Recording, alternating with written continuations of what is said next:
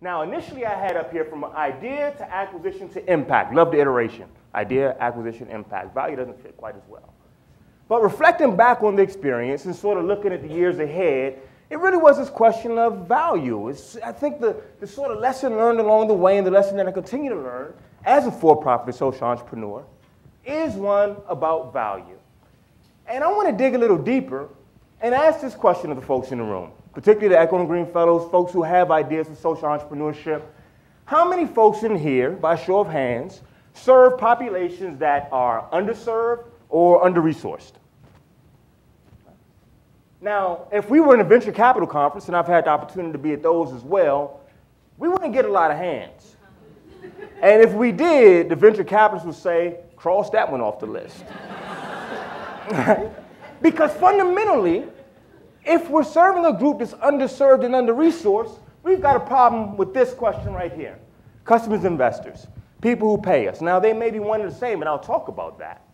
But who's going to pay a premium if the group you're serving doesn't have the resources and isn't typically served? I'm going to get into that, but I do want to start with this question around impact, or focusing on impact, because for the Echo and Green Fellows, for the other folks in the room today, that's what brought us here. That's what we started with. Who in here was a kid at one point in time? Got some hands that didn't go up, can't figure it out? My son over there is like, no, I'm still a kid. Well, everybody thinks financial literacy, and if you didn't get that from the first slide, we teach financial literacy using an online game. Everybody thinks it matters. It's like a no-brainer, yeah. The worst economic crisis in history, money, yeah, we need to learn it. I never learned it. Well, that's easy in a way, but I want to tell you a story. It's a year after Skill Life started. We have taken Echo and Green money, even before we got all of it, my loving wife who abided with me through those days, and we invested it all in the company for-profit social entrepreneurs. We put it in its convertible debt. When acquisition was paid back with interest. Won't get into the details. The point is, we put it all into the company and built a prototype with the $60,000 and some money out the pocket that was just enough to show the idea. And then we called our friends who were teachers. We had both been teachers. And said, to Katie Severn, principal at DC Prep, new leader for new school, hey, can I come to your school and run a focus group? She said, sure, definitely, focus group, yeah. She gets the best people in the school in the room. Vice principal, dean, and students, all of them there. And I present to them this Sin City. And at the end, I say, guys, wasn't that cool? Wasn't that cool? And they're like, yeah, that was cool.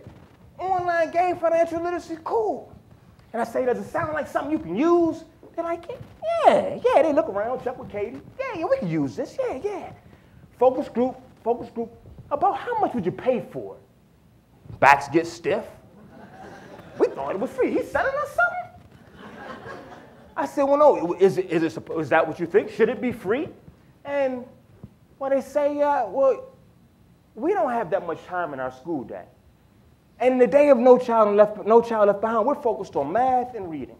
And we think this is real cool, but this isn't our wheelhouse. This is what we focus. This is what our results are measured by. So they cared, but they didn't care enough, right? Now, what I want to actually get into a bit more here is a notion that as social entrepreneurs, we recognize that there's an impact that needs to be achieved.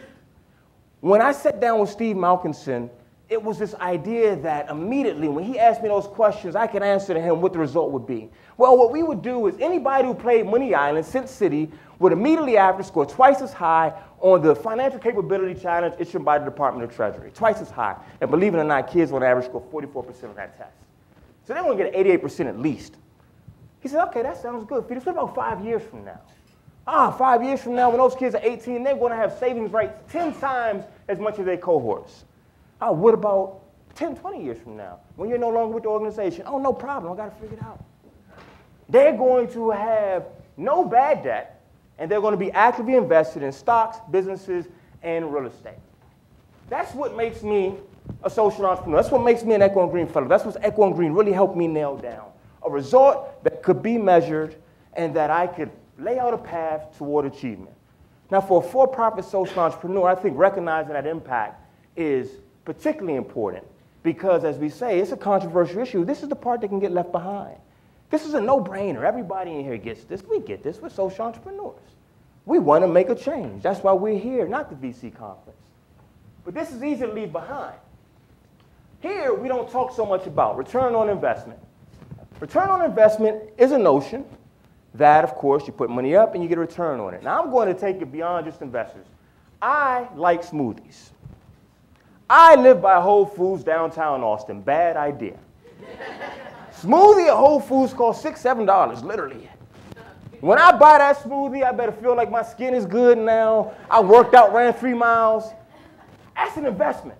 So my customers are also investors. What is the ROI I'm bringing them? I told the story about that school. They cared. They didn't care enough to pay a premium. Now I want to talk about the word premium. Anybody here who has a kid or a grandkid, not a lot of grandkids I don't think in this room, cousin, niece, nephew, in the 8 to 14 age range, if I told you I have this cool online world that would teach them financial skills for $4.95, would you buy it? Raise your hand. $4.95. Give me $5, I'll give you the nickel back. Okay, cool. 1995? 1995? No, Cheryl, thank you. I mean, a lot of folks fell out. My next one was 99, 95, but I mean, I know. Damn, come on, Will, that's what I'm talking about. 99, 95, Will Bradshaw. All right. Now, a premium, as I'm defining it, and we had this conversation this morning with Melanie, it was a great conversation, is enough to grow your enterprise. Whether it means scaling, being in more locations, affecting more people, being more efficient, enough to grow. I know that the people in this room care. If you have a kid in your life, you care. And you care enough to pay. But I need 20,000 of you at $4.95. I only need 5,000 at $4.95. At $99.95, I'm great, right? And the problem is, I need you next month too. So I need you to think, you gave me $4.95, you gave me $19.95, and you walked out the room. I'm feeling good about myself tonight because at the end of the month, I made the quota. About 15 days in, mid-next month, I'm thinking, oh my God. Payroll, rent, all those great ideas we had. Got to find a way to get that new money. A premium is money that grows your business and grows it over and over again. Money that keeps coming in over and over again. That's my definition. And it's a definition I came up with over the last week, getting ready for you all here. It's reflecting back on what has happened over the last few years, and especially the last year after the acquisition, and saying, okay, what is it that I learned about value? And for Bankview now, the company that bought my company, licenses Money Island to right now 25 financial institutions in 18 states serving over 100 districts. By the end of the year, we expect 4 times that much. It's 100 institutions, credit unions and community banks. By the end of 3 years, we hope to be in 400. Countless school districts served or are getting it free from their bank and credit union. Why are they getting it free?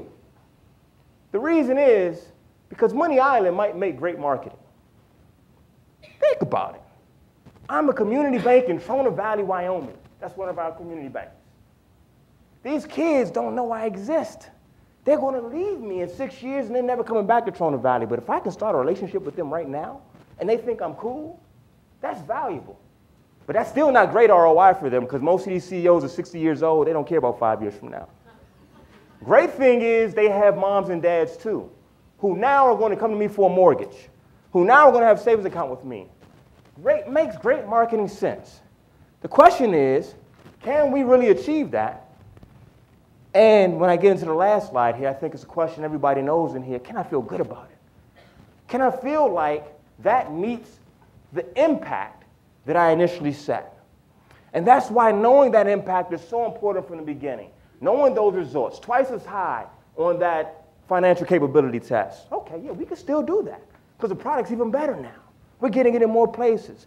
Kids are saving at a higher rate, all that good stuff.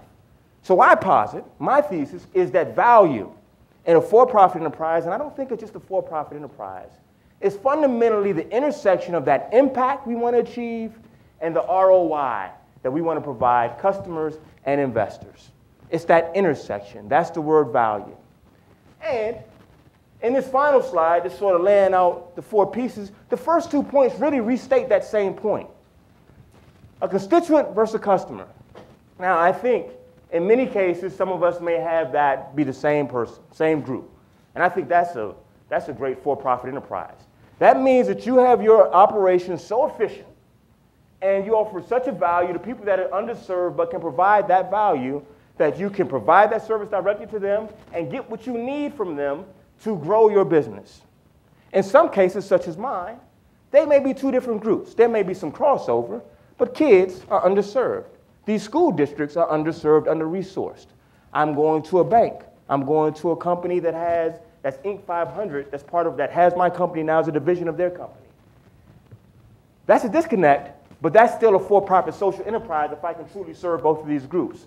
For some of us, I suppose, it may be that we have constituents, certainly, but there really isn't one of these in the end because the work we do is that kind of work. It's that important work that just won't have someone paying a premium in that way. That's a nonprofit, I believe. That's a social enterprise that we recognize in answering the question, am I a for-profit or nonprofit? The question I struggled with for a year and sort of backed into when we got our first bit of capital, that sort of defines it for me. These are two different groups, so this group doesn't exist. And if I'm a real big for-profit, I may only have this group and not this one. And that's what makes me a super for-profit. I'm not serving an impact need necessarily. I'm making an impact, sure, but that's not part of my mission. I'm a for-profit. Prioritize the profit. We're practitioners, we're Echo and Green Fellows, we're groups who may aspire to that. We know after the first Echo and Green check comes in and we spent it in the first week. Well, I actually spent mine before it got there. We know that the profit is central in the end, that we quickly not lose touch, but get a sense of the ideology alone, the pick alone is not going to get us through the next day. So I'm going to say, and it may be the most controversial thing I say, and I hope it's not controversial at all, that at all times this has to be number one. That doesn't mean it's not a number 1A, number 1B, but I found that in a for-profit social enterprise, because there are stakeholders, because I did have angel investors, VCs, and now I have a company that has all types of metrics attached to how my division performs, that we have to prioritize this. But I'm going to end with a story that speaks to point 4. This semester, the CEO of Bankview took the time to volunteer with me on Wednesday nights at Citizen Schools. Citizen Schools is an Echo and Green organization. It's one of the poobahs now, I think. And Citizen Schools, on Wednesday nights, we would go there and do pilot program testing of Money Island. Work with the kids. CEO would come with me, and we do this every week for 12 weeks. Ends with a big wow. The kids are getting ready one week for their wow, drawing pictures that match up with the game art. And Big M, Myralia Salmarone, is working. Gabe, our CEO, comes in and says, I'm sorry I missed last week.